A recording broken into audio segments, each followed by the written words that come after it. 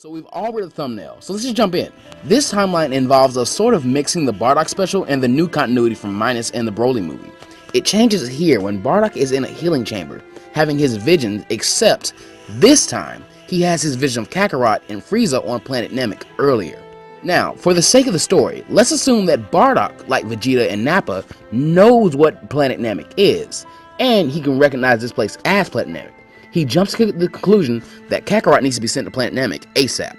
After getting out of the tank, he races out to his home and finds Gina, informing her of exactly what he had seen and why this is going to happen. This in turn causes the same tearful Superman-like farewell that we see in Minus and the Broly movie to still happen, but instead of Earth, they set his coordinates to Namek. Though, as in the original timeline, Bardock, Gine, and the rest of the Saiyans are destroyed along with planet Vegeta, and the survivors are spread across the universe. Only one is misplaced. A little while later, Goku and his pod lands on the surface of Namek, and just so happens to land right in the middle of Elder Muri's village. He and the other Namekians aren't too keen on this disruption, but when Muri is able to see that it is a child, his heart softens, and he decides to take the boy to Grand Elder and see what he decides to do with him. Once there, I'm sure Grand Elder Guru would be completely intrigued by the rowdy child, and decides to read his mind. He's able to see memories of his mother and father saying goodbye to him, and he's able to sense the great deal of hope and faith that his father had entrusted into him. After mulling over all this information, Grand Elder Guru makes his decision. They would raise this child as one of their own and inform him of the amazing importance of his destiny, and when he was a man, they would allow him to act on it. Now in this timeline, Goku has not hit his head. This is Kakarot, true and true, and his impulse to destroy this planet is still there, and he would definitely want to act on it. But with the likes of the calm and stoic Nail there to easily dominate the toddler in power, this version of Kakarot has to quickly adapt to his new Namekian lifestyle. Now I'm certain that Kakarot could survive on Namek, namely being because there is food and water there. Namekians as a species do not need to eat a lot of food to survive. They eat a bit of solid food, but usually just drink water and subsist off of that. But we've seen Namekians grow a blue cabbage-like crop, so that means there's an abundance of food that Kakarot could have access to. Not to mention, in the anime we've also seen some type of Namekian whale, so he could also go on hunting and do some farming here and there. Either way, I truly believe that he could survive here. The real problem for Kakarot is his behavior. He is a Saiyan, and as such wants to act like one. But at the moment, with a power level of maybe 2, I'm sure he couldn't do much against anyone on Namek. You could actually probably have some really cute scenes here where baby Kakarot could be trying to fight Nail, who just easily defeats him and forces him to sit still and meditate. And this will become their daily routine for the next few years. Now, let's skip ahead about 10 years, when Kakarot has gotten a bit older and has calmed down and really gotten used to his new Namekian lifestyle. Here, Grand Elder Guru is finally able to reveal his true destiny to the boy, and opens his mind to a new myriad of possibilities, like his biological parents. Since Kakarot is not a Namekian and therefore wouldn't grow to be a full adult with mature feelings and emotions, I feel like Grand Elder Guru would create a series of tests for Kakarot. He would truly want Kakarot to tame his natural instincts of being a Saiyan, conquering and hurting things. He would want him to become peaceful, yet at the same time, he would still want him to be a warrior, because he could be able to sense that that is Kakarot's true purpose. That will make the goal of this Kakarot, at least for right now, to become a very well-rounded person, a warrior, but a tranquil being as well. And as such, I feel like he would view Nail as a very big hero. They would probably develop kind of a older brother, little brother type of relationship. And because Goku or Kakarot in this timeline would always give Nail something to do, whether it be a meditation partner or someone just to fight with, I feel like they would both enjoy their time together around this timeline. Now, because it's my personal view that I don't think that Nail has ever really trained much in his life, I'd say that he actually has a lot of potential. It's always been my view that he's probably around twice the strength of a normal warrior Namekian, and then Grand Elder Guru unlocked his hidden potential, which made him stronger, but I doubt he's ever really trained in his life. So training with Goku would actually start to make him stronger, which in turn would make Kakarot stronger. Now, let's skip ahead to about 6 years. Kakarot has grown fully, and Guru now considers him a man, and decides today is the day. He decides to give Kakarot 2 gifts. His first gift is to have his potential unlocked, which would actually make him stronger than Nail at this point, I think. And his second gift is permission to gather the Dragon Balls and bring his parents to Namek. Now more powerful than ever, Kakarot excitedly sets about collecting them, and in the Namekian language, wishes for his parents' corpses to be transported to Namek, and then wishes for his mother and father to be brought back to life. After a startling awakening and a pretty heartwarming reunion between Kakarot, Gine, and Bardock, he fills them in on what's been happening. where Bardock begins to calm down and praise his son, unable to sense how powerful he is with not having a scouter. The moments after this are spent trying to get the two older Saiyans acclimated to life on the planet. Gine, for her part, takes to it like a fish to water, but Bardock has a bit of trouble, especially with this whole peaceful life thing with the Namekians. Now, I did say this was a mixture between the Bardock special and the Broly movie, but I don't feel like Bardock truly wants a peaceful life. More so, he wants a life that he wants to live, not one under Frieza or King Vegeta's heel. But I think he would definitely enjoy sparring between Nail and Kakarot, and it definitely lifts his spirits when Kakarot teaches him how to sense energy, and he's able to see how much stronger his son has gotten, especially considering how soft-hearted and calm Kakarot is. He joins in and even tries to get Gine to try as well sometimes, which I feel like she would do with a bit more vigor, having positive Saiyans to train with instead of the negative ones she's used to. So let's skip ahead about 4 years now, and we see that Bardock has gotten a great deal stronger, along with Kakarot, Nail, and even Gine, who could probably easily defeat Raditz at the moment. And, interestingly enough, there just so happens to be a new addition to the family, Kakarot's little sister, Fava, named after one of Bardock's fallen comrades. I think she'd be extremely powerful for her age, but peculiarly would not have a very big tail, even for a baby Saiyan. And speaking of Raditz, Bardock had recently had a vision of Raditz, because he can do that in this timeline. I said that he is a mixture of the Bardock Special Bardock and the Broly movie Bardock. But he has a vision of Raditz landing on Earth in search of Kakarot, and finally decides that now is the time to assemble the Saiyans left and take on Frieza. He would then inform Kakarot of this, who would go to Guru and request to transport his brother and the rest of the surviving Saiyans onto Namek. But Guru does not grant him permission, saying he does not want his children in any further danger, and that the Saiyans would have to purge their hearts of darkness to be welcomed on Namek. Hearing this, the still impetuous Bardock decides that he would just go to Earth and get Raditz there himself. And I think that Gine, wanting to see her other baby boy, eagerly volunteers to go with her husband, and asks Kakarot to simply just look after father for them. The two would then be granted permission to use the Namekian ship, and after Goku teaches them the commands, they need to depart on the year-long journey to retrieve their son. Now, skipping ahead, once there, they find the planet in pretty poor condition, with most of its cities destroyed and green demons patrolling the skies. Though, needless to say, Bardock and Gine easily decimate them, and actually draw King Piccolo out of hiding, as the old demon can't believe the amazing power that the two share. Kami would definitely be able to feel this amazing power as well, and sensing no ill will from it, forms a plan, and shows up with King Piccolo, telling him that they should fuse together again and become stronger and defeat this foe. But this is actually a trick, and he seals him with the Mafuba, thanking the two Saiyans profusely and telling them that he was in their dead. Gine would then have to convince her husband not to kill the old Namekian, and instead ask Kami for a place to stay while they wait on Raditz.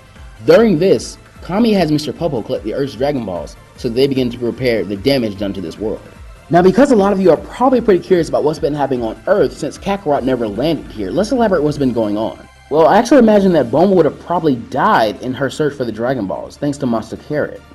And after this, I think the forces of Emperor Pilaf and the Red Ribbon Army would have went to war over the Dragon Balls. Now, maybe Master Roshi would step in to solve this conflict, but until it escalated to be world-threatening, I don't think he would.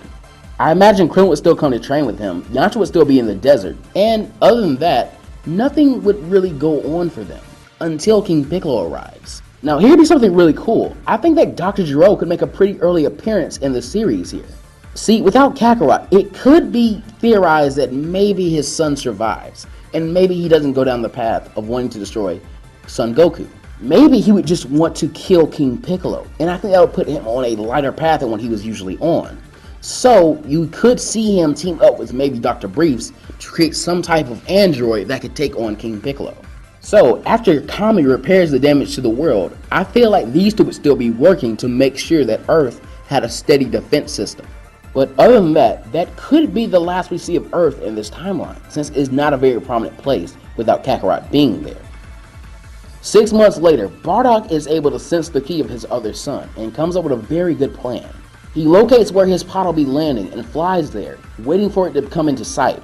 Once he sees it, he flies straight up into the air and actually bare hand catches the pod, making it sound like Raditz has crashed into something.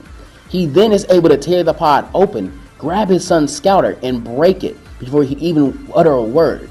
Knowing that the scouters actually have a feed that can let somebody listen into it, Bardock knows that he needs to somehow fake his son's death, and this seems like a very good way to do so.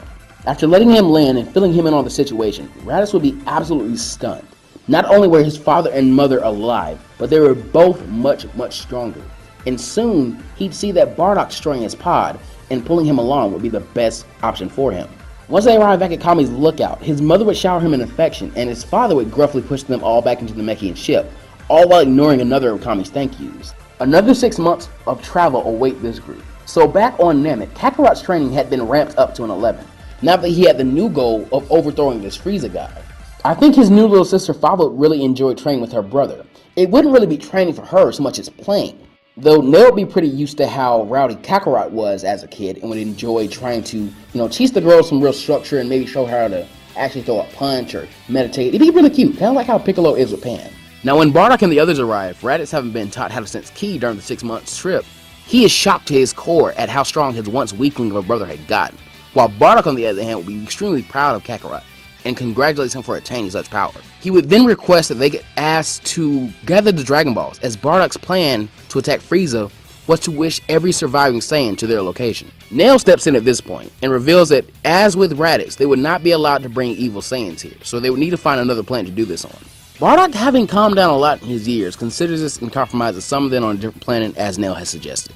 So Nail allows this, and within an instant the Dragon Balls will be gathered. Bardock instructs his son on what to wish for.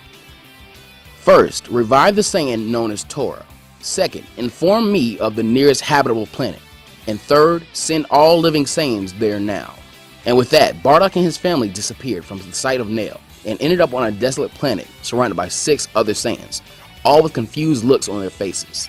Bardock, already having considered his next move, zooms forward and destroys the scouters of Nappa, Vegeta, and Tarble, and stands proud in front of them and smirks before calling them to attention and claiming that this was the group of Saiyans that would kill Frieza.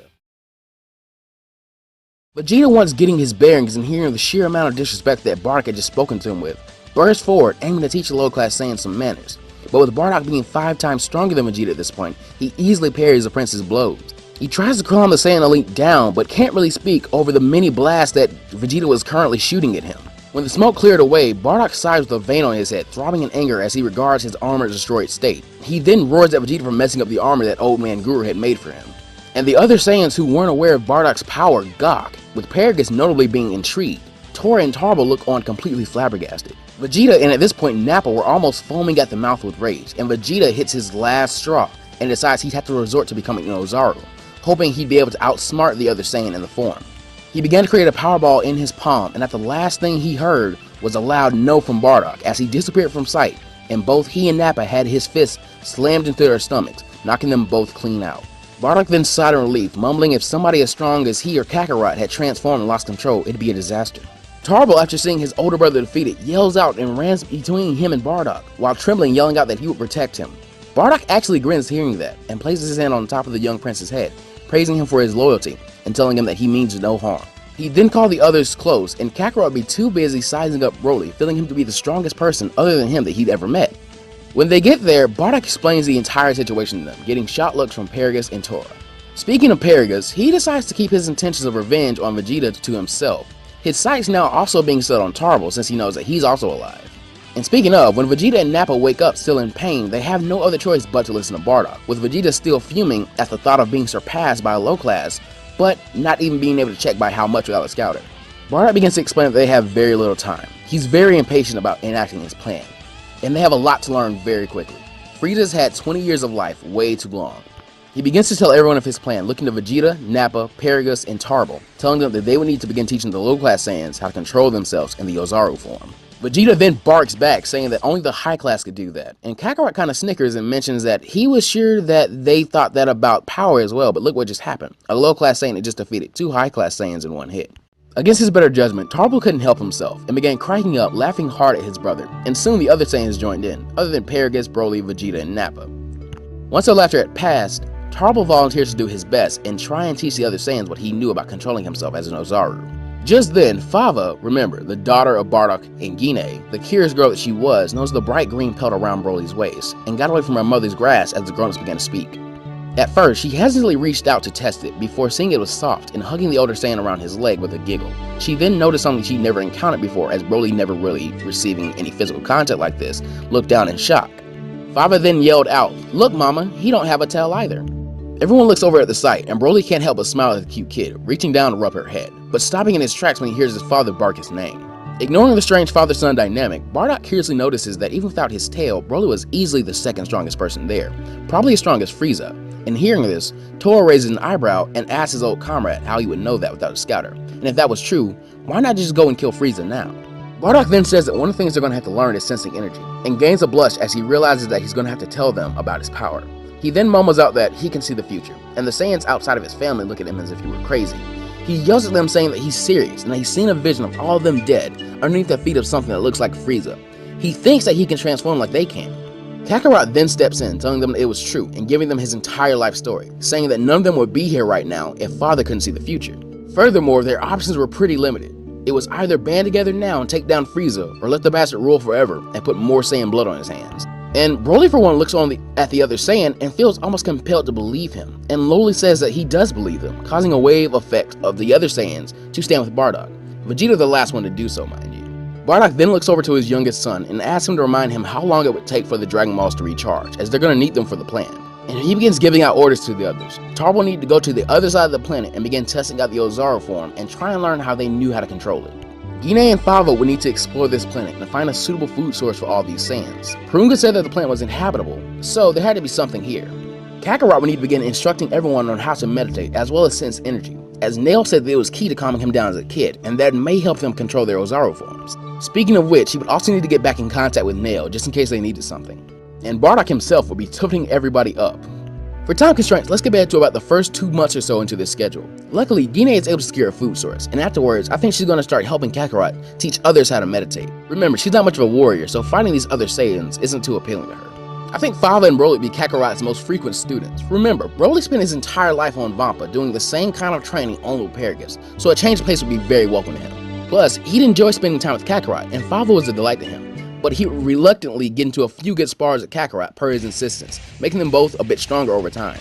Tarbo wasn't having a huge amount of success, but he was coming up with a theory that he would want tested by one of the low-class Saiyans pretty soon. Over with his sect, Bardock was making great progress making the other Saiyans stronger. Raditz and Toro were making him very proud, and were probably a little stronger than him when he had first been revived. Paragus, when he would train, would probably be able to defeat Vegeta before his training, and Tarbo was probably equal to that Vegeta. Nappa had also grown a considerable amount, but had been surpassed by that Tarbo. Vegeta had been the most stagnant. Obviously, he'd been incredibly motivated, and in just these 2 months, would be almost ready to surpass Bardock. He could feel that he himself had gotten a bit stronger, but he was also starting to hit a plateau. When we skip to the full Namekian year, we see that Tarbo come up with his first thesis. Maybe they didn't need to achieve 100% control, but instead just enough to aim themselves. He decides he would use Fava to test his theory, and she was actually able to do it. The small-tailed Saiyan was able to transform, even speak English, and walk around and do no damage to anyone that she did not want to. Though Tarbo, now equipped with the ability to sense energy, is able to tell that she did not receive the full power boost, but kind of denotes it to a symptom of her tail being so small. When he brings this information to Bardock, the older rebel tries to think of this and decides that they would need to test this on someone one last time. He then begins trying to consider which of the low-class Saiyans should be the one to test the theory out. At the moment, Raditz and Toro weren't that strong and probably could be subdued pretty easily, but their minds also weren't that strong, so it could end up backfiring and they could not even control it. Gine could probably do it pretty well, but he just imagined he wouldn't want to do it. He didn't really want to burden her with it. So, he kind of left himself with Kakarot and himself. While Kakarot was extremely strong and his mind was also the strongest, it was just way too big of a risk. So, he decides that he would be the one to test his theory out. With the decision made, the low-class Saiyans other than Bardock leave the area, and Tarbo creates a power ball, and Bardock looks straight up at it, and begins to change, feeling the power flood into him and his consciousness slip away from him. He tries to hold on to it using Tarbo's theory, but just can't focus. Looking at Bardock and not the power ball, Tarbo questions if he had been able to remain in control, but freezes hearing the older Saiyan roar out and aim a punch only for it to be stopped by the giant hand of Vegeta. The Royal Great Ape stuttered at the overwhelming power of his mindless opponent and yelled at his younger brother to deactivate the Powerball. They couldn't afford to take off Bardock's tail. Admittedly, he took a bit too much pleasure out of getting to brawl with Bardock again, this one being much more evenly matched and him being able to take advantage of Bardock not being in full control. Once Tarbo had done his job, Vegeta is able to duck under one of Bardock's huge wild swings and get behind him, wrapping an arm around the other Saiyan's throat and starting to choke him out. Once the other ape was unconscious and subdued, Vegeta began to revert to his base form, showing that he was much more hurt than he had let on, and barked at his brother that his theory was stupid before passing out. We then skip another 130 days, and find that the routine of the Saiyan rebels had stayed mostly the same, though Vegeta has joined Taro in his quest to learn how to control the Great Ape form, and the two had actually made a very big breakthrough. The secret was pride. Vegeta, after being suggested to meditate in his Great Ape form by Kakarot, had finally found the answer as to how he had made to maintain control.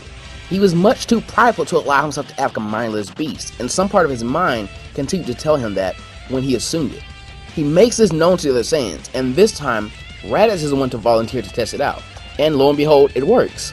The low-class Saiyan is able to walk and talk as he normally did while maintaining the form, and he got the full power boost. This brings them to the conclusion that Fava, even though her tail is small, must have some other type of power. She must be some type of new evolution in the Saiyan genome. Also, on screen now are the power levels for the entire Saiyan Rebellion team. As for our actual characters, well, after the last 260 days, I think Kakarot and Broly have become the best of friends, much to the chagrin of Paragus, who went around with Shock his son and told him to focus back on his work. This almost always resulted in an argument between him or Bardock. Bardock and Tabo had kind of assumed a mentor-apprentice type relationship, and as such, he and Broly had kind of pseudo been adopted into Bardock's family. They all spent a lot of time together. As for Vegeta and Nappa, they had actually calmed down for the most part. They didn't like being underneath the heel of anyone, but when Vegeta had gotten stronger from his battle with Bardock and overtaking him, only to be surpassed by Broly and Kakarot, he had pretty much gotten over it and began to train with those two. He just made it very clear that he would take down these two after he defeated Frieza. And they were pretty worthy rivals. Hell, they would make great members of his court after he rebuilt Planet Vegeta. Toro had gotten very strong, and along with Bardock, Nappa, and Paragus, was a crucial member in strategizing against Frieza. As for Raditz, well, we kind of see him being a mama's boy. I feel like he really missed Gine, and he shows that a lot here. Bardock tells Kakarot that it's finally time, and the younger Saiyan gets in telepathic contact with his adopted elder brother, who informs him of something that he did not know yet. The Grand Elder had just informed Nail that he didn't have too much longer to live, and that he would be naming a new successor very soon. But the Dragon Balls could be temporarily useless, and they might only have one shot. Kakarot is really stunned for a moment, hearing that he might lose his grandfather figure. But after telling this to Bardock, the older Saiyan didn't hesitate, telling him that they would go through with it. Nail then gathers the Dragon Balls and makes his 3 wishes, rebuild the planet known as Vegeta, transport all living Saiyans there, except the one named Fava, bring her back to Namek. Now, there was going to be a 3rd wish, but Paringa informs the Namekian that after rebuilding a planet and transporting people there, as well as bringing one here, he is out of energy. So, sending Fava to Namek will be counted as their 3rd wish. Over the Frieza, he is approached by one of his underlings, who shakily informs him that Planet Vegeta has miraculously resurfaced, and their sensors were sensing some powers too high to read.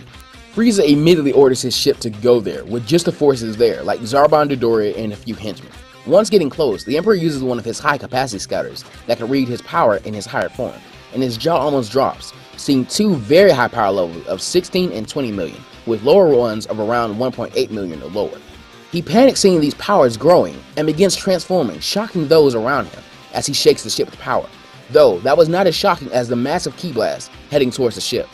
Back on planet Vegeta, the Saiyans, all except Broly in their Great Ape forms, were watching the destruction of Frieza's ship with glee. But before they could celebrate, Vegeta could be heard moaning in pain as his tail was ripped off. When looking to the culprit, they all found Paragus there with a smug grin as he began to demean the shrinking prince, yelling about how his revenge was finally at hand, and lifted a foot to crush the would-be king. Broly yells out in horror and begins rushing over to stop his father, but is stopped in his tracks when he yells out telling him to stay back, and he feels sick to his stomach when his body naturally complies with his father's order. Luckily, Bardock is there to save Vegeta, and growls out at Paragus, saying that he knew he'd try something like this eventually, except his damn visions didn't come when he needed them. But before he and the other Saiyans could all join in against the traitor, they felt themselves frozen by the power of their Great Ape forms fleeting, and looked up in horror as they reverted to normal form, seeing Frieza having destroyed the Power Ball. He was also in the form that Bardock had been telling them about, and with a cruel smirk, asked if there was trouble in paradise for the monkeys. The Saiyans were almost frozen as they saw the monstrous final form of Frieza, who was currently cackling and gloating at the situation. Frieza expresses how happy he had been with his decision to destroy their race when he could, and commends them for posing a pretty significant threat just now. He reveals that if not for his final form, he may have actually fallen to them. However, as entertaining as their little attempt at rebellion had been, he was a bit angry at himself for overestimating them so much. The strongest of these monkeys was barely above 1% of his power after all. Paragus smirks at this and punches Bardock away, as the two had been locked in combat for the last few seconds. He then began to call to Frieza, praising him as his lord and such. This got him cursed at by Bardock, who surged back at him with Nappa and Tora at his sides to take on the traitor, but they were all blown away by a swipe of energy from Frieza, who began to applaud Paragus for his loyalty. Frieza supposed it would be fun to keep another monkey as his pet, especially since he had lost a large number of his favorite underlings in the attack, and he would be needing new ones. Paragus, in proper brown-nosed fashion, happily agrees with this sentiment, and says that he and his son Broly would be happy to serve under Frieza once again, and were much stronger than even the Ginyu Force. Broly, who had been frozen by the orders of his father earlier, hearing him try to involve him in this cowardly betrayal, drew into an intense anger, and he actually reared on him for the first time, speeding towards him in a rage before noticing the silver object in Paragus' hand. By the time he was in striking distance, he ended up skidding along the ground as electricity began to surge through him at a dangerous rate, causing him to try and reach for the collar around his neck and pry it off. Vegeta currently found it hard to focus, but had recovered from the shock of the situation enough to know that their current position was very bad, with Paragus having turned on them, Frieza right there, poised to strike them down, or watch while Paragus tried to. He knew they had to act now. He roared out to Raditz, Tarbo, and Kakarot, who wanted to help Broly, but knew his power was needed to even stand a chance of rivaling this demon of an opponent they currently faced. The four Saiyan warriors fly straight towards Frieza, ready for combat, and the tyrant was all too happy to torture his former slaves one last time before completely wiping them out this time. Bardock, Nappa, and Tor easily plowed into Paragus, who was at a disadvantage in terms of power against Bardock, and with the help of Tor and Nappa there, he was in really big trouble. But he did have a trump card, and gripped the remote for Broly's collar very tightly, and soon the three Saiyans attacking him began to writhe on the floor in pain of the electricity going through their bodies, similar to Broly. Paragus began to gloat that his plan had worked, and called Bardock an idiot. If it were true that he had known Paragus was untrustworthy this entire time, yet didn't think to investigate what he had been doing when he was not training and away from the other Saiyans, he truly was a fool. All it took was pieces from the scouters that Bardock had broken when they arrived on the alien planet, and a few fragments of Broly's collar, and he had been able to recreate the effects of the original collar in a smaller and attachable form. He attached them to the others the last time they had sparred together, though unfortunately Vegeta and Kakarot did not train with them, and as such he was unable to attach one of the tasers to those two as well. As such, Tarbo and Raditz were also unable to continue the assault on Frieza due to the harsh electricity running through their bodies. So Vegeta and Kakarot were struggling just to stay alive against the monster Frieza, who laughed hysterically while toying with the two. But then, a voice that had so far gone unnoticed reappeared. Gine was here, and she was not happy. Being the type to not want to train, Paragus had never gotten a chance to bug her either, and she took full advantage of this by charging towards him. She tried to wrestle the controller away from him, roaring at him like a beast to little effect. She was still too weak to really inflict much damage on him, and as such, he was able to easily smack her away. She just so happened to land by the writhing form of Broly, someone she had come to see as a surrogate son, and someone who was in pain. Gine struggled to her feet and moved closer to him, and almost too quietly for Broly to hear, began to speak while growing louder. I used to think your father was what a Saiyan man was, someone who viewed their children as little more than tools. But I've learned something. A real father sacrifices for and loves his children, and if your father won't do that for you, then we will! She roared with a fierce motherly determination. Gine wrapped her hands around Broly's collar, taking the force of the shocks that had been enough to force even him into submission, and roared out with all her might before a loud snap was heard, and she dropped to the floor in a smoking heap. Broly stood to his full height soon after. The next thing he would have to do broke his heart, but this had all gone way too far. Paragus stood over Bardock, who was somehow beginning to fight through the pain of the electricity and standing slowly. Apparently, these devices were nowhere near as strong as Broly's. Paragus formed a ki blast in his hand and looked at the rebel with a cruel grin, telling him that this was as far as he would go with his foolish plan.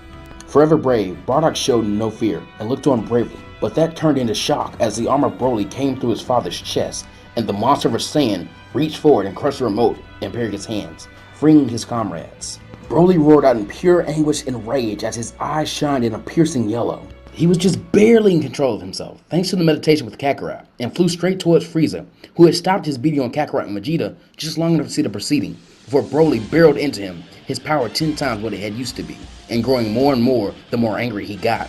The others recovered soon after, and Kakarot and Vegeta take the time to recover while watching Broly battle the tyrant by himself almost. Frieza was getting overwhelmed and slowly picking his power up more and more. Once they sensed him grow stronger than Broly again, they jumped back in and the three began to fight in perfect synchronicity. Raditz and Bardock moved to check on Gine, who was barely breathing, while Nappa and Tor running to the fight with Frieza, hoping to help as much as they could. Raditz takes charge and orders his father to protect his mother as he followed them into battle. Bardock saw the battle and proudly guarded that his clan, his children, and his comrades were all fighting together. He then scooped up Yine and took her far enough away to be out of immediate danger, and came back soon after to see Nappa fall to a death beam. The Saiyan brute was down but not out, and Bardock took his place, belting the space tar in the face right after him. Frieza was growing sick of this game, and at this point had pushed himself to 50% of his power, desperately wanting to go no further. But just then he noticed something. There was a light above him, and he looked up to see the Powerball had returned and been launched by Tarbo, who had finally recovered like the others. Frieza tried to fire a beam at him, but was stopped by the Saiyans as they all started to pile onto him as great apes and trying to rip him apart. He was going to be forced to go all out at this rate. Planet Vegeta began to shake with the force as Frieza powered up to his full power state, and soon the Saiyans couldn't keep him down anymore and were blown away from the force. Frieza growled and looked up to the energy orb and fired an I-beam at it, destroying it once again, and looking to its creator with extreme malicious intent. In the next instant, the young Prince Tarbo disappeared in an explosion right afterwards. At that moment, Bardock and Vegeta roared out in horror and rage and flew in to kill the murderer Frieza. Vegeta's power began to burst to a new height, and his body felt some surge of new power and rage as something began to change within him. He could feel this energy, but he just could not grasp it yet. Though Frieza was done playing and formed death saucers above his hands, throwing them at his enemies and trying to direct them to cut them all in half. The Saiyan rebels then began nimbly and desperately dodging the attacks, but two of them realized a sacrifice had to be made to make it out of this battle alive.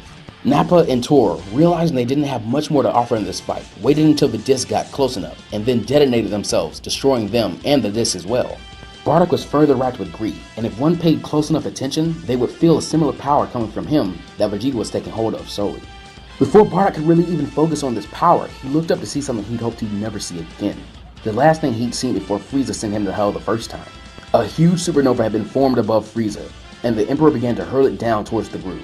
Reacting on instinct, Bardock bravely charged forward and began to fight against it with a huge blast of his own. The seemingly unstoppable attack began to push him back as he fought against it alone, resigned to his fate again.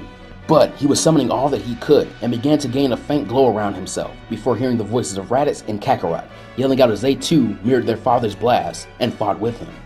Vegeta roared and fired off a rage-filled Gallic cannon, though Broly showed them all up with a massive green anger-filled mouth blast. The attacks fused and battled against the supernova for supremacy, though Frieza's attack began to push back against the group, and they were not prepared when Frieza began to pour more and more of his energy into it, forcing it down on the Saiyans and their home world. Frieza then began to cackle and gloat at his victory over the race once more, but noticed the orb of energy stop its motion, and soon heard a chorus. Not again! We will not lose again! The attack was then hurled back at him as the forms of Kakarot and Vegeta began to shine with a bright golden glow, and their hair and eyes had transformed as well. Broly was right behind them with a harsh green aura flaming around him, yet his hair remained in his black raised state, as if he was on the edge of something similar. The group began to attack the Emperor again, as Bardock, having lost his grip on the similar energy, sat with Raditz and watched in surprise. No one had to actually speak it. Guru had always told Kakarot stories of the Super Saiyan, and he knew that this must have been that same power. Broly, Kakarot, and Vegeta fall back in the perfect synchronicity of fighting with each other. Frieza becomes easily overwhelmed by the three Saiyan prodigies, and soon found himself on his back, looking up as the three stand over him with ki blasts at the ready to end him. Frieza was completely outgunned, and he knew it, so he knew it was time to play dirty. He quickly aims a death beam for Broly, with Kakarot and Vegeta being completely shocked. Kakarot dives in to push Broly out of the way, and has the beam go right through his heart. Vegeta yells out, "Damn it," and with everything he has, blasts the exhausted Frieza out of existence. Broly cradled Kakarot as his life began to fade from him, and he couldn't help but explode in rage right afterwards. Like Vegeta and Kakarot before him, he had finally achieved the Super Saiyan state, but something was wrong with it. He wasn't in control, and just began to attack everything. Vegeta, Bardock, and Raditz began trying to subdue him, realizing how dangerous he was in this state, but he was completely trouncing them, beating them down harshly. Finally, the rampage was stopped, as the call from Gine rang out, and soon she had the man in a hug, whispering to him that everything was going to be okay. Broly soon calmed down, and began to mourn the loss of his best friend, his surrogate mother. A few hours later, the remaining Saiyans surveyed the situation. Bardock and the others being extremely tired from the battle. They're soon contacted by Nail, who sadly informs them of the death of Guru, and is in turn told of the death of Kakarot. This further saddens Nail, and he tells Bardock of the new creator of the Dragon Balls. Mori was able to try and make new modifications to the Dragon Balls with Kakarot in mind. It was now possible to revive multiple people at once with one wish, but this would really drain Porunga by a huge amount. So whenever this were to be employed, Haruka would only be able to complete 2 wishes at most. Bardock thanks Nail for the info, and brings up this fact to the rest of the Saiyans around him. Raditz, Broly, and a very tired Gine express a strong desire to revive Kakarot ASAP, while Vegeta warns that with Frieza being killed, King Cold couldn't be too far behind, and by all accounts he was much more powerful than his son, so if anything, they would all need as much help as they could get anyway. Bardock agrees with this idea, and thinking that if they worded a wish correctly, they could revive Kakarot as well as the other Saiyans. He then asks Nail to make 2 wishes for them. Revive every Saiyan that was killed by Frieza and his men, and bring all Saiyans to planet Vegeta. The next few moments, bright flashes of light appeared all over the planet as Saiyans began to reappear, all cheering and roaring in delight at being released from hell. Kakarot gasps back to life and feels his chest, finding no wounds there, and himself back alive, and signs of relief, before being brung into a crushing hug by his mother and Broly. Chaos soon began to ensue as the Saiyans grew rowdy and clamored with questions about what had happened, before one power in the crowd flared to life and pushed everyone away, walking forward with an angry snarl. King Vegeta. Vegeta Jr., seeing his father, merely scoffed and rolled his eyes. But when King Vegeta saw him, he moved to praise him, claiming him as their savior and all other manners of praise.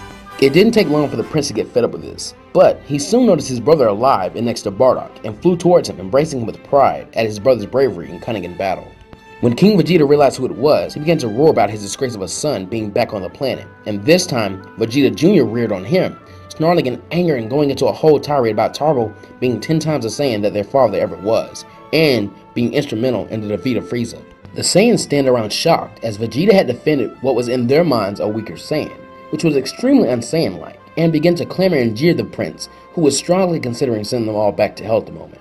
The chaos continued until a bright yellow flash went off, and they all turned to see Kakarot in his Super Saiyan state. He looked serious, as if this was intentional, but he hadn't actually meant to do it. He was just trying to see if he could go back into the form and accidentally fell into it. Vegeta scoffs and chuckles at this, and tries to do the same, and with a bit of struggle is able to do so. Just after them, Broly is also able to join them in the form, now with full control of himself. The three look at each other eagerly, knowing that their training from now on would be very fun with this new power. The Saiyans are quiet and awestruck, seeing 3 legendary Super Saiyans in front of them. But soon after, all of them that can sense energy are able to feel a power that they had been dreading. King Cold was near. Kakarot then roared out in a commanding voice to the others. Right now, Bardock was in charge of the Saiyans. Bardock's sweat drops at all this pressure and begins to give out orders. When Vegeta Sr. tries to interject, Jr. quickly shuts him up by telling him his opinion meant nothing at the moment, and tearing his necklace away and throwing it into the ground. Bardock then begins to give the Saiyans a quick crash course in how he and the others had learned to control the Grade 8 form, as their time grew shorter and shorter. On his ship, King Cold was fretting about his baby boy. Captain Ginyu was at his side actually, having been called in for this, and was just as worried as he was. Before they could really clock what was going on, the ship's sensors began to go crazy and explode, as a bright light was seen outside. The combined might of every Saiyan blasted through the ship. This time, the plan had actually worked. After this, Bardock and the others take their time and inform the other Saiyans of what it really went down. And a few hours later, the Saiyans are seen celebrating in a huge planet-wide feast. Though soon after, the question on everyone's mind is asked, what do we do now? The eyes of everyone present look to King Vegeta, but before he can even speak, Vegeta Jr. stands and says that as the strongest, their only possible leader could be Kakarot. This ends up making Kakarot choke on the food he was currently eating, as everyone looks to him. He gives Vegeta a weird look, completely off guard that he would surrender the throne this easily. Vegeta then proudly proclaims that one day he would defeat Kakarot and earn the throne like a true Saiyan warrior. Kakarot just sweat drops this, and then looks to his family and smiles nervously, but then gets an idea and protests that Bardock should be the leader. He had truly orchestrated all of this. Even though he wasn't the strongest, his leadership had been instrumental in literally everything that had happened so far. Bardock growls, a bit disappointed that Kakarot wouldn't take the leadership, but realizing that the man had much more to mature before he could be considered set to lead. He then stands proudly accepting his coronation, but he announces there were going to be some big changes. This position was no longer going to be that of royalty. If anything, Bardock was just the boss, because they would be doing away with the class system, and they were no longer in the planet trade business. They would now be a group that worked for the protection of weaker people in the universe. They would continue to completely eradicate the forces of Frieza as well. And as for the Saiyans that would like to fight against this new change, they were more than welcome to go about their business about the universe. But if they caused trouble and made anyone look down on Saiyans for being brutes, then they would be treated as Frieza loyalists and destroyed. Finally, and most importantly, the future of the Saiyan race lied in the hands of everyone, not just him. So if anyone had problems with the way he ran things, then they were welcome to take him on, anytime, anywhere. He would take on all challenges. Predictably, a very large majority of the Saiyans had indeed refused this and were going to leave the planet as soon as the necessary transportation was arranged for them. Vegeta Sr. was among and leading these Saiyans, and his sons couldn't care less about that. There was another interesting group who found it extremely hard to do, but made the decision to stay and follow Bardock's rules. Bardock's old crew: Hvshrt, Pumpkin, aka Shugesh, Borgos, aka Totepo, Link, and Taro. They were all extremely loyal to their commander, and seeing how powerful and mature he'd become while they were dead made that deep respect they already had for him grow. There was no way they'd stand against him now. The Saiyan deserters took nearly every ship still on the planet and left. When all was said and done, nearly 70% of the planet's inhabitants had deserted them.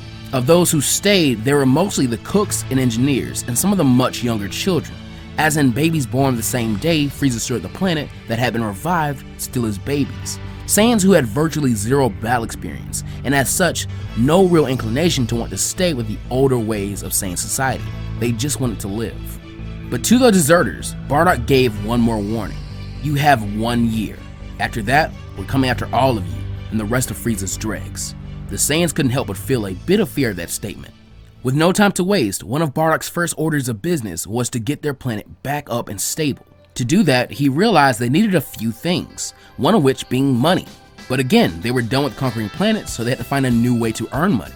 Already a step ahead, Vegeta has a thought. There were all kinds of bounties and odd jobs out in the universe. Mercenary work could be their new calling. For now, they could do small things like that to generate some income and build off that. Bardock smirks, but this kid was meant to be the king at one point, so of course he had some good ideas politically. Liking the idea, Bardock sends Kakarot, Raditz, Tarble, Broly, and Vegeta out to do just that. Realizing Bardock has only chosen the younger Saiyans, Tora jokes that he and Bardock are getting a bit too old to be gallivanting around the universe. The other Saiyan just grumbles and punches him playfully. Before the money-making team can depart, Bardock tells his family that they'll have to go and pay respects to Lord Guru when things have become a bit more stable. Kakarot, Broly, Gine, Fava, and Raditz agree to this, and the family share a hug. With their monetary situation having a short-term solution, Bardock thinks of the next order of business. Thinking back to Tora's annoying joke about Bardock's age, it brought up one of his other ideas. Remember, he had spent a lot of time on Namek and learned a lot of their culture, and one of the things he really paid attention to was the leadership of the planet. Namek was led by Guru himself, but the planet's population was small enough that it was possible to allow different sub-leaders to care for different portions of the planet, these being the elders and Grand Elder himself. This meant that while the Grand Elder had supreme decision-making powers, his other elders were old enough and wise enough to run the day-to-day of their individual villages. This kept stress on Guru himself to a minimum and allowed the elders to seek counsel and discuss issues, getting different perspectives and coming up with the best possible decision for all parties. Their numbers weren't that low, but damn near close at this point. This gave him a different idea though. Still having a central leadership, yes, but maybe having something similar to the advisors or viziers a Saiyan king would have in the past, yet giving those people a much larger voice and a lot more power. A fusion between Namekian and Saiyan leadership. That was kinda how Kakarot and Fava had grown up, and Bardock thought that might be the best way for future generations to grow as well. And so, time begins to pass like this. Kakarot and the younger, more capable Saiyans bringing in money through mercenary work, while the older ones use it in ways that begin helping them to rebuild their planet. A year passes and word starts to spread. The Saiyans were apparently back after being gone for decades. There were some acting as they always had, and others acting as heroes almost. Frieza and King Cold were apparently dead now, and connection between these two events was speculated about across the entire universe. And with Frieza and King Cold dead and the Dragon Balls not known of by their empire, no one is aware that Frieza can come back if wished for. In response, the higher-ups in the empire like Sorbet, Berry Blue, and Kikano try to keep some kind of order in the empire, but this is difficult as there isn't any central powerful force that terrifies all their underlings and keeps them very loyal. Two members of the Frieza Force by the names of Abo and Kato try to do just that, but they're unsuccessful, especially when Kato dies on a mission trying to protect his men from these Saiyan bounty hunters. On the other hand, the Saiyans who had deserted Planet Vegeta began joining and forming separate gangs of bandits with some of these disbanding Frieza Force members. They weren't too fond of the other Frieza Force members, but their year was now up, meaning Bardock and his Saiyans would be after them soon. As they were holding onto their old ways, of course King Vegeta would still be in charge of these Saiyans.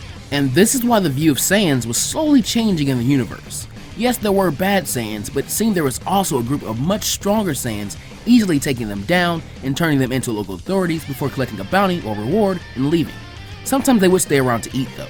Stories, tall tales, fables, and the equivalent of superhero comics began to spread around the universe about the heroic Saiyans and their adventures. Again, the destruction of Frieza and King Cold and the reappearance of Saiyans, both good and bad, could be no mere coincidence. And someone very special begins to hear about this. The Galactic King, the leader of the Galactic Patrol.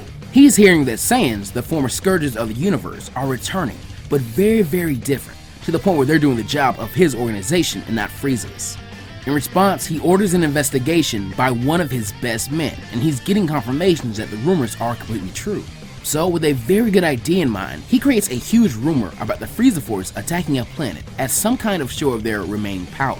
He'd also create an absolutely huge bounty as a reward to any mercenaries willing to protect this planet. With the bounty set so large, it doesn't take long before a Saiyan arrives to protect the planet to receive it. Specifically, this Saiyan was Broly, and unknowingly, his stoicism and calm demeanor are going to make him the best Saiyan for this job. Members of the Galactic Patrol wait on him and ask him to follow them, which he does pretty calmly.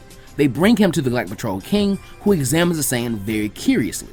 But he's most curious about how and why the Saiyans had changed, and he gets a few answers from the calm and stoic Broly.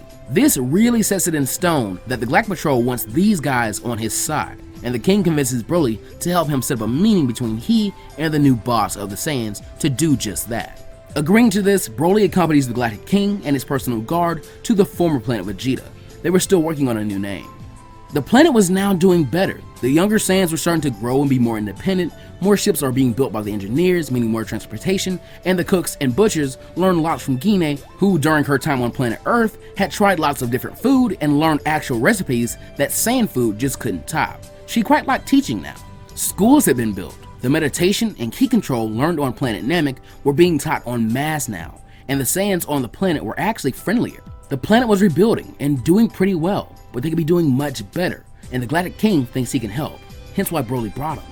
Grand Elder, or as he likes to be called, Boss Bardock, and his council of quote-unquote other elders are brought to meet with the Galactic King, where an explanation is given for the changes the Saiyans had made and what their current goal is. We ain't heroes or any of that other stuff the galaxy is calling us. We Saiyans were living in a way that made us weak. That ain't our style, so we're trying something different. A way of living that doesn't have us living under a tyrant's boot and makes us stronger. It just so happens that way of life aligns with your sense of justice. This is good enough for the king.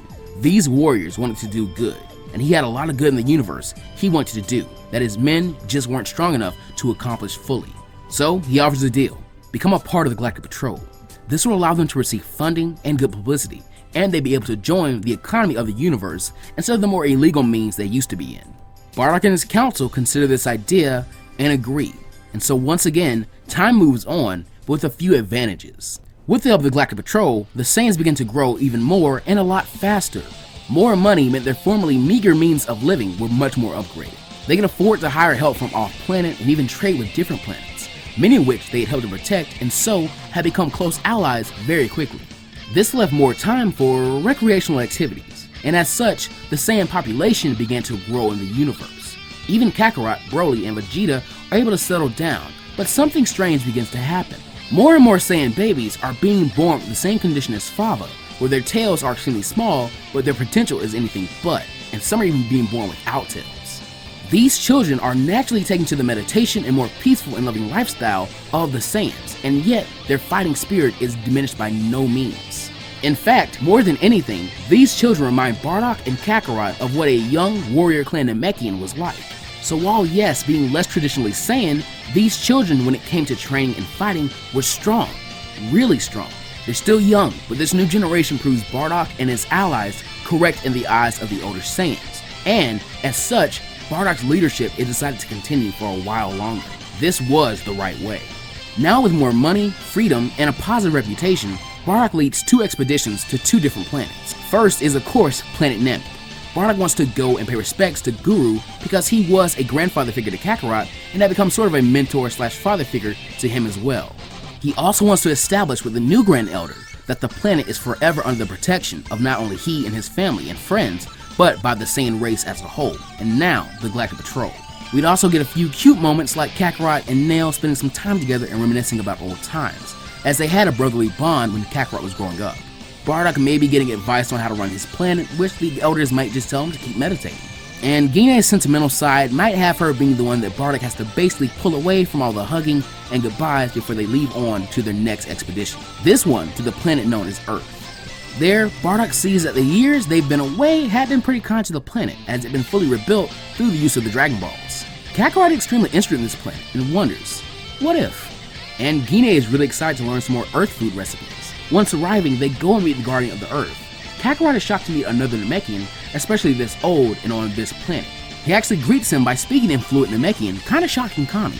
Bardock interrupts and tells Kami that in return for his kindness when he'd allowed he and Gine to wait on Earth to retrieve Raditz, the planet Earth was now under his and the Galactic Patrol's protection.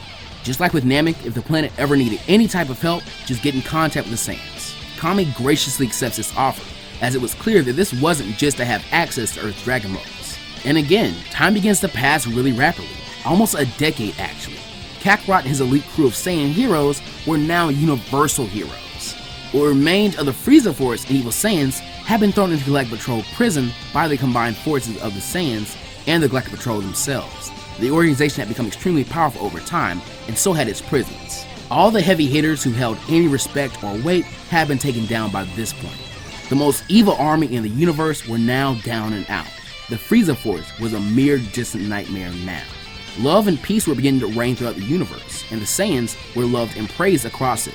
Even the North Kai had gotten into contact with Kakarot and his crew and thanked them for making his part of the universe so safe. In terms of differences, the new generations of Saiyans were being given choices about how they lived their lives. They didn't have to be warriors if they didn't want to, but they are still warriors at heart. So now it wasn't rare to see young heroic Saiyans fighting off petty thieves and marauders on their own planets. Just as much, Saiyan engineers, farmers, jobs that didn't involve the fist were also very common now. Kakarot and his team would gallivant around the universe and rescue planets in distress, always thankful to meet new alien races and learn new techniques and customs from them. One of their favorites were those of the Ardrattians and their ideas of spirit control and the instant transmission technique. It had made their travel extremely easy and added even more tall tales to their legends. Pure power also came to this group in spades. As Kakarot, Vegeta, and the others tried to keep up with the ever-powerful Broly, the peaceful Saiyan was always able to surpass them and make them go even higher in response. The entire group would soon discover new forms of Super Saiyan, even one which took almost 7 years of time to achieve. Broly would even learn to control himself no matter how angry he got by spending some more time with Nail on planet Namek. This caused a domino effect of the other Saiyans in Kakarot's group always vying for greater and greater power. Their reputation was so widespread now that the Saiyan homeworld would receive 2 very prestigious guests. They introduced themselves as the Kais, one of them being a supreme one. They request the help of Kakarot and his team to stop an ancient evil that'd be awakening on the Earth. He tells them the entire story, causing Bardock, his council, and Kakarot's team to question them. Wait, are you saying you're stronger than Frieza, but you did nothing to stop him? The Supreme Kai sweat drops at this question and explains his place is not to interfere with mortals unless something cataclysmic is imminent, like right now. So, Bardock and his council agree, and Kakarot and his team, along with the Kais, travel to the Earth. Once there, they track down the wizard with the help of Kami's powers and basically raid his ship. Babidi is shocked at their arrival, but he's glad the legendary Saiyan heroes have arrived. That would definitely speed up the rate his Majin Buu could be awoken at. He sicks his henchmen on the group, including the Demon King, but like the rest, they fall extremely easily to the Saiyan's might. The heroes are unsatisfied and bored, but they don't lose heart, as this Majin Buu threat sounds like he'll be a real challenge for them. Babidi, getting a good idea, preys on this and tells him that Buu is the strongest creature ever. He'll never be defeated. The Saiyans are even more excited, and shocking Supreme Kai give up their power pretty willingly. Majin Buu awakens, and the anticipation is killing the Saiyans as he pours out of his orb. But once the pudgy pink creature is fully in front of them, they get incredibly angry. This thing wasn't even as strong as Broly. This wasn't going to be a challenge for them. In anger, they easily do away with Buu and Babidi's henchmen. Granted, as a part of the Galactic Patrol, they were supposed to capture villains alive, but with the Saiyans, that wasn't ever a guarantee. Panicking, the little wizard Babidi tries to control Broly, who he feels the most negative emotions coming from. As he says his incantation, Broly holds his head for a while, as an M appears on his forehead. Kakarot puts a hand on his shoulder to check on him, and the Saiyan just looks up and scowls as he walks over to the cackling Babidi. He reaches down and picks him up by his bulbous little head, making him stop laughing. Wait, you're in control of yourself? But how? I feel all these negative emotions and anger within you. I'm always angry. This is nothing new. And with a quick squeeze, Babidi's threat to the universe is completely snuffed out. The Supreme Kai sighs in relief and thanks the Saiyans, who decide they're going to go back home and spar, as this wasn't the battle they were hoping for. At this, the Kai sweat drops that the Saiyans were eccentric, almost insane even, but they were on the side of good and of life. And so, with this done, the universe becomes a utopia, and everyone lives happily ever after. Things are getting boring, and boring is good for peace. A being slinks out of his bed as his attendant greets him. He complains about how early this was for him to wake up, but this was the time his oracle fish had told him something would happen. He then attempts to tell his attendant Whis about a premonition he'd had, but very rarely and very strangely for Whis, the angel is visibly excited and interrupts his god. So much had happened in the universe while the god had been asleep, and he'd been absolutely dying of boredom just watching it. Beerus is taken aback by this, but decides to hear what Whis has to say. And so, Whis begins to regale Beerus with a huge history lesson about the last 30 or so years and what had been going on in the universe. Initially, he hadn't known or cared much about Kakarot or the other Saiyans. After the defeat of Frieza, his attention was gained. Since then, the Saiyans had all returned to life. Their planet had reformed, and their number and the number of the entire universe had increased in terms of mortal life by a huge amount because of how powerful the Fused Galactic Patrol and the Saiyans had become. Now here that those upstart Saiyans have returned, Beerus is shocked and angered. Frieza let some survive, and the pest had found a way to return and even take Frieza down himself. Forgetting about his premonition for now, Beerus orders Whis to take him to the Saiyan homeworld. He's going to see what those barbarians have made of themselves, and if he doesn't like it, he's going to snuff them out himself. Whis is excited to go and meet these Saiyans, and so the two deities begin their journey. Meanwhile, on the planet formerly known as Vegeta, Bardock and his council were just about to finish a meeting. His age is starting to catch up with him, not a ton, but it is there. The council is currently speaking about Bardock's goal of wanting to step down as the quote-unquote Grand Elder. It was just a pretty boring job to him, and he wanted to retire and spend more time with his wife and train before his body completely fell apart on him. With this in mind, everyone decides they'd hold nominations for the next head of the council, but from the initial conversations, it seems like Kakarot was going to be the fan favorite. Bardock had already spoken to his youngest son, but the younger man didn't want the job. Hell, most Saiyans didn't. Out of all the council members, he definitely did the most work, and this was essentially a desk job for him. It was tedious work unfit for Saiyans, but it was extremely important work that needed to be done by a pure-hearted Saiyan for the sake of their planet and their people. With the meeting done, Bardock returns home after unsuccessfully trying to convince the older Saiyan Nappa to a spar. Nappa had actually accepted, but after popping something the wrong way, he wasn't really fit for a fight anymore. He greets Gine, who is holding on to her youthful looks a lot better than he is, likely due to having much less stress than he does, and the two embrace and sit down to relax before dinner. But then someone bangs on the door of their home. Bardock rushes out and sees a random Saiyan calling for him. Grand Elder, Boss Bardock. There's some weird creature in town and he's asking to see our leader. He's really strong. Bardock grins and tells the other Saiyan to lead the way. Thankfully, Kakarot and his team were off planet on missions. That meant if this turned into one, he'd get to be the one to fight. When he arrives, he finds Beerus and Whis in the center of town, looking around appraisingly and eyeing the Saiyans suspiciously. There was one young Saiyan on the ground who had apparently challenged the creature and was now looking as if he'd been easily defeated, hence the supposed strength of these visitors. Bardock loudly asks what is going on here, and Whis grins, knowing who he is from watching his escapades. He then tells Beerus that this is the closest thing the Saiyans have to a king currently, and Beerus eyes the leader of a Saiyan. Already, he can tell this being is much different from King Vegeta. Saiyans all had pride, but this Saiyan's pride didn't seem as overbearing as King Vegeta's had been. When Beerus looked into the king's eyes, he saw a pride that eclipsed all sense of empathy or insight the man could have had. Bardock wasn't like that. He also had much more levity and joy in his gaze. With a small grunt, Beerus introduces himself as the God of Destruction. Now, it's not 100% clear if every single Saiyan was aware of who Beerus was, or had even seen him before other than King Vegeta and Prince Vegeta. So for this scenario, we will say that only King Vegeta, Vegeta himself, and a handful of the Saiyans serving in the Saiyan castle had actually seen and heard of who and what Beerus was. Bardock is very curious about the title and is about to ask if he's supposed to take that as a threat, but his years of diplomacy and working with the Galactic King Lord Guru and the new Grand Elder Muri had taught him to always try and seek peace first. If that failed, then you could knock skulls loose. Instead, he asked the cat what his business was here. This also made Hvshrt very curious and surprised, but he didn't convey it. The god explains he's just out and about visiting other planets, though at the moment, he was feeling a bit peckish. He tried Saiyan food before and was wondering if it changed any. Bardock sighs at not getting the fight he was hoping for and tells the god and angel to follow him. He and his wife were just about to settle down for dinner, and she'd love to have some guests. So Hvshrt and Whis follow Bardock back to his home, where they meet Jdella, who upon learning the two had eaten traditional Saiyan foods before, gains a mischievous glint in her eye and prepares a few earth recipes she'd mastered and at portions she'd make if all three of her children and her adopted son Broly were home. Also feeling pretty gracious and hospitable, Bardock brings out some of his good booze for Hvshrt and Whis to enjoy with him.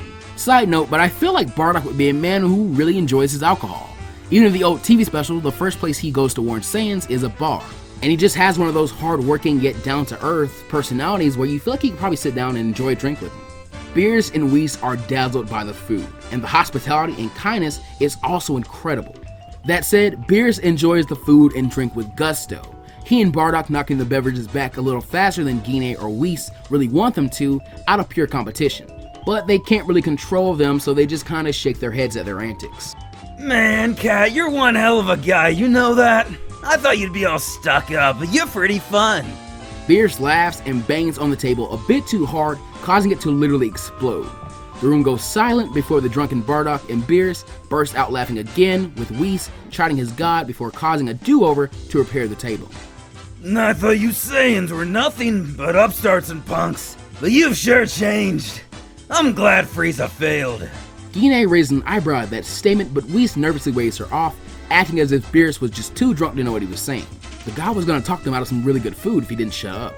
Bardock and Hvshrt continue to bond over food and drink, while Bardock even began to explain more in depth about the Saiyans' recent changes, but Jdella did most of the work on that.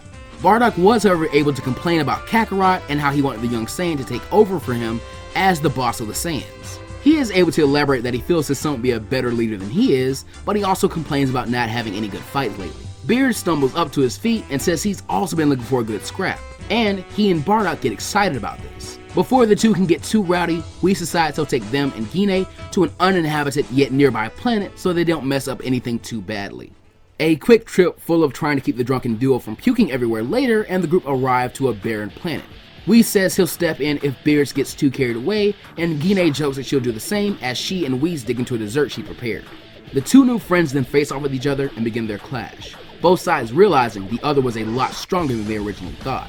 Bardock quickly realizes he'll need the power of the Super Saiyan form, and even the evolution of it to the second form of Super Saiyan that he'd found while training with his sons. Hvshrt is flabbergasted at how strong this mortal is, and it is taking a ton more effort than he expected to use against the Saiyan, but he blames it on the alcohol and his system. Now remember, Bardock and the Saiyans have been acting as heroes and getting S-cells for a very long time and at a near constant rate. Training with the people like Broly, Goku, and Vegeta, prodigies who grow in strength quickly, it's no wonder that their power has grown this much. And while Bardock may not have trained or fought as much as he liked, the amount he actually did would be considered excess to a lot of other Saiyans. Even amongst warriors like his sons and Vegeta, he was still a force to be reckoned with, and he was always happy to put the young bucks in their place.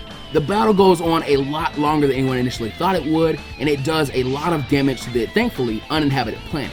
But finally, Bardock falls asleep from his exhaustion and the alcohol, and Hvshrt isn't too far behind him, flopping asleep on top of his new friend. Whis and Jdella finish their dessert and sigh as they collect the two before returning to the former planet with Jdella. The angel then apologizes for his god's eccentricity, but Jdella is pretty used to this type of behavior. She thanks him for helping Bardock get a workout and invites him to come back if he'd ever like to again. Whis smiles, and with that, he's off. On the way home, Hvshrt wakes up from his nap and questions Whis on what had actually happened. Whis tells him, and Hvshrt realizes he didn't even ask about the Super Saiyan God and begins to basically throw a half-drunken tantrum. Whis tells him to calm down. They can return when Hvshrt has had a bit more rest and isn't so inebriated. Said God of Destruction was going to argue but ended up passing out instead, and Whis just sighs, finishing their journey back to their home. On the bright side, he had a new friend he could go and enjoy food with when Hvshrt was asleep. And like I said, the universe had gotten pretty peaceful and pretty boring, so nothing really happens other than this. Hvshrt would go and take another year of sleep before returning to the planet of the Saiyans. This time, he is much more focused and remembers to ask his new friend Bardock about the Super Saiyan God. The older Saiyan doesn't know much, and after asking around between the other Saiyans, they aren't much help either. At this point, Beerus is too friendly with Bardock to really try and threaten him, especially about something that he and the other Saiyans have no real control over, like lost knowledge. Instead, the God of Destruction just sighs out of disappointment. Bardock sees this and decides to go and get into contact with planet Namek and see if they know anything, or better yet, ask the Dragon Purunga. Beerus watches curiously as Bardock has a telepathic conversation, and the Saiyan looks kind of shocked at what he's hearing. When he finishes, he relays a story about a group of Saiyans in the past that rejected the idea of the Saiyans of the past and unlocked an amazing power known as Super Saiyan God. If 5 pure heart Saiyans put their power into a 6, then they could achieve this form. That explains why this ability was lost. Hearing the secret of his premonition, Beerus gets excited and tells Bardock that he can just turn into a god for him since there were so many pure heart Saiyans now. Bardock considers this and is pretty excited by the idea, but something feels wrong. As much as he'd like to attain the power of a god and take on Beerus, something about this just seems way more important than a spar for kicks or a drunken spar. Not just that, this could be a really good opportunity to get Kakarot's ass in gear. A bit reluctantly, Bardock explains that Kakarot and his team will be returning to the planet later that day. They were younger and stronger than Bardock by a great deal, and that excites Beerus, but Bardock asks a favor of him. Later, and off-planet, Kakarot and his friends were celebrating another well-done job. Even Vegeta was a bit more chipper than he would usually be. They could see their planet in the distance and finish off their landing phase. As soon as they got off the ship though, they begin to see that Saiyans are running and screaming in terror. There in the sky, almost as if the Scourge of Frieza had returned, there was an extremely smug-looking creature hovering above their capital city. Combat Saiyans who fought against the feline invader were easily incapacitated, though it was unclear if he was killing them or not. Seeing the fight and the danger, Kakarot and his crew instantly jump into action and fly towards the creature to fight it off. Together, they are able to give it a pretty good challenge, but they are beaten down with their Super Saiyan forms activated. Broly and Vegeta are able to hang in there a bit longer than the others, but even they are defeated really easily. Up close and personal, Vegeta finally recognizes who this creature is, but he does not react in fear. He had lost all respect for his father as a Saiyan and as a warrior. He didn't view the god as some insurmountable force, but instead as someone he could prove himself against by doing what his father couldn't. That said, he does inform his friends of who this is, the God of Destruction. The only one who remained in the fight so far was Kakarot, who had been held up in the air by his throat after being caught by Beerus. The god greets him, saying that he's been waiting on a Saiyan named Kakarot. In fact, he and his entire planet had been waiting on him and his crew. And they weren't here when they really needed them. Some heroes they were, huh? He then grins evilly and slams Kakarot into the ground just like the others. Broly quickly taps into his anger while the others begin using their Super Saiyan forms, all ganging up on the God of Destruction. Beerus is getting a much better workout than what Bardock had given him and is quickly getting into the whole bad guy act that he's putting on. As such, he's giving a lot more effort than he really has to in this fight, but he's loving this. Meanwhile, the Saiyans are doing next to nothing against their foe. Even Broly with all his anger is nearing his limits. Beaten down and exhausted, the group all struggled to their feet as there was no way they'd ever let anyone threaten their planet ever again. Beerus laughs and stops them, telling them they're acting like old Saiyans and thinking only with their fists. They had obviously evolved past that and they need to act like it. What use was fighting him in the exact same manner that just got them defeated gonna do? Try something new. This is what brought the Saiyans to their current prosperity, wasn't it? Kakarot growls at this, but tells his team the cat is correct, and that they need to think of something different.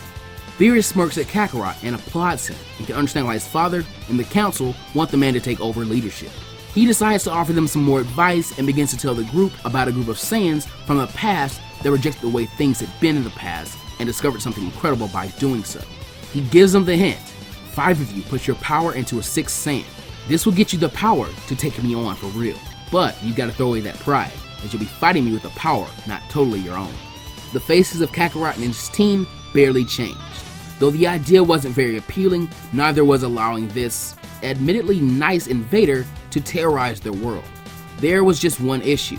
Kakarot's crew was only made up of 5 Saiyans: Kakarot himself, Broly, Vegeta, Raditz, and Tarble. It also seemed like none of the Saiyans lying on the ground defeated were in any shape to stand up or give up much energy, and the area had been evacuated pretty much. But a voice cuts in as Bardock reveals himself. Everyone cheers, but it's clear the older Saiyan is taking the situation very seriously. Broly curiously asks his surrogate father figure where he had been, and the Saiyan answers that he's getting older. Takes him a bit longer to get around. With a pointed look to Kakarot, he mentioned that that's one of the biggest reasons he should retire. Beerus taps his foot impatiently and tells him to get on with it, but the group now has to decide who gets the energy. While Raditz would love to claim the power of a god, being one of the most egotistical Saiyans there, he is well aware of the fact that he is not the strongest there as well. Tarble suggests that as the strongest of them, Broly should be the one to get the energy. Vegeta is also willing, but much less than everyone else is, while also believing that Broly had the best chance of winning the fight. Kakarot is pretty much torn, and everyone waits with bated breath as he decides that Broly should in fact be the one to take on Beerus. The tall Saiyan by no means really wants this fight, as he didn't many others like it. He enjoyed training and exercise, but he had never been a fan of actual combat. His friends knew this, but in this situation, as the strongest, this was his responsibility.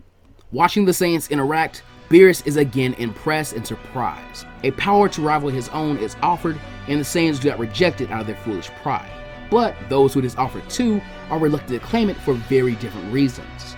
Beerus grins and says he'll pick since they're taking so long, and begins a game of eeny, meeny, miny, mo. That ends with his claw pointing at Kakarot. He isn't much weaker than the big guy, and once more, he is extremely interesting to Beerus. Kakarot grimaces at the idea of having to fight with power that isn't all his own, but accepts this as his father and friends surround him. They begin to pour their power into him, but something happens. Inspired by Kakarot, who they had all come to see as an inspiration and hero, some of the defeated Saiyans around them begin to struggle to hold their hands out. They weren't many in number, but Kakarot was definitely receiving energy from more than just 5 pure-hearted Saiyans at this point. With a tremendous flourish, a power lost to time reawakens as Kakarot crosses the threshold into godhood and begins to take on Beerus as equals. Now, choreography-wise, this fight would be extremely similar to the canon version of this fight.